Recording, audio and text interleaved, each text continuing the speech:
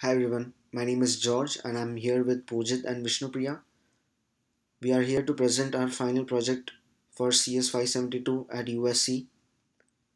We are presenting a data visualization using D3, and the data we are using is DARPA X data employment data.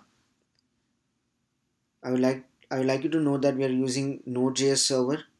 Every request from the web client was made as an AJAX call, and then our server acted as a cross-site server which queried Solar and responded to the web client with our REST API. First challenge question, we are going to look at several job postings, their geographical and temporal distribution, and we are going to look at it by category, salary, and company. As you can see, right now the data pulled up is for job listings and they are based on clustered based on salary. You can see how they vary temporally by moving the slider here. You can notice that some of these months do not have any listings at all.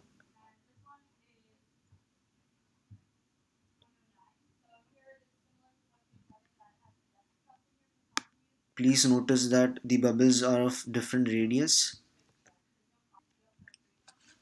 Bubbles with bigger radius indicate higher density of job list postings in that area. As you can see here, the tooltip shows the listings, the number of listings for that particular area, while a smaller bubble here shows fewer count. It's just one in this case. We can look at other attributes like job type and see how they vary temporally and spatially.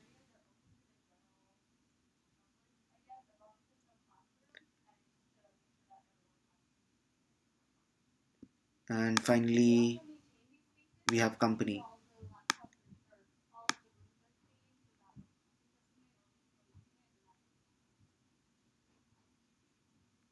It's interesting that a lot of data for these months are missing for some reason.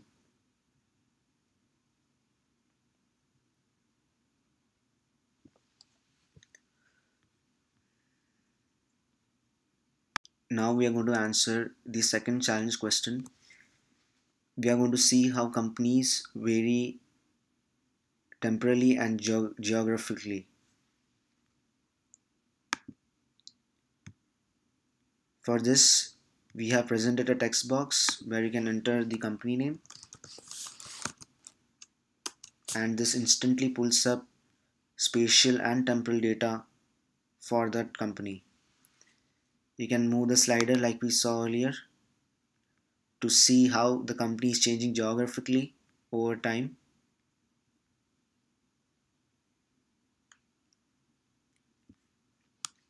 You can always look at the number of postings for that company at any given position. And like mentioned earlier, each of these bubbles have a radius proportional to the job density in that particular location. Let's look at one more company and let's go backward. You can see that the company has expanded a little bit in some areas and shrinked in some areas too.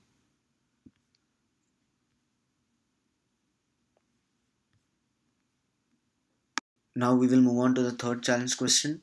Here we are going to examine the corporate presence across South America.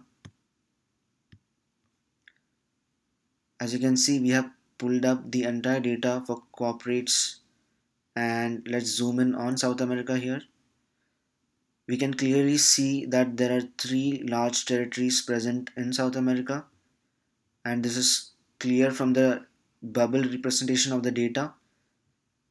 The closely spaced bubbles indicate that there are a lot of jobs present in these areas.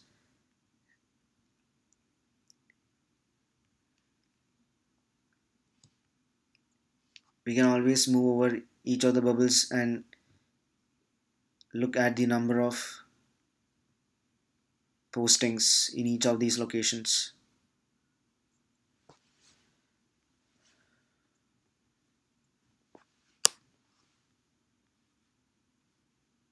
The fourth question, we are going to analyze the seasonal trends for different job categories. For this, we have provided a text box to enter the category. Let's start with, let's say, computer, and this immediately pulls up data for job listings related to computer.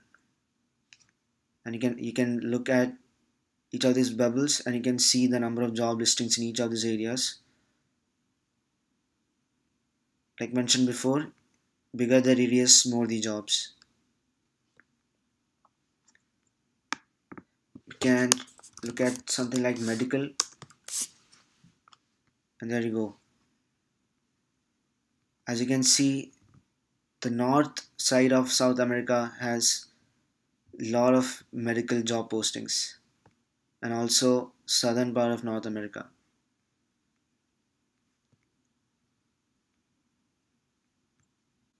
Thank you for watching.